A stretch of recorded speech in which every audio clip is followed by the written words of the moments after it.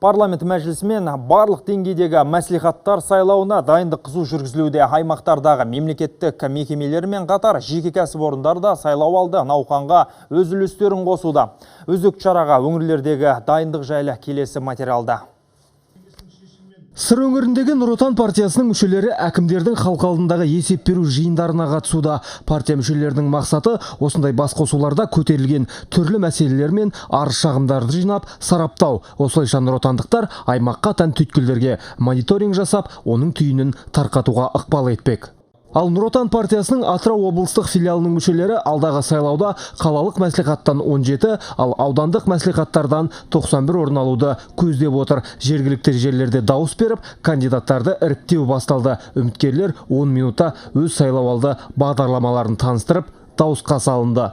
Бүгінгі күні жоспарға сәйкес барлық бастауыш партия ұйымдарында праймериз жұмыстары басталды. Бұл жұмыстың ерекшелігі партия мүшелері арасынан беделді, сапалы, қолынан іс келетін азаматтарды іріктеу, сол арқылы елбасы жүктеген тапсырмаларды іске асыратын сапалы депутаттар корпусын қалыптастыру. Ал Павлодарда Нұр Отан партиясының жанындағы бастауыш ұйымдары жеке кәсіпорын жанынан ашылған саяси бөлімшелермен толықты. Осылайша облыс орталығында олардың саны 100-ге жеткен. Салтанатты ашылудан соң ұйымның алғашқы жиынының барысында Нұр Отан партиясының жаңа мүшелерін қабылдау рәсімі өтті. Талғат Уәли және Дулат Ентебеков аймақтағы тілшілердің көмегімен қорытынды жаңалықтар.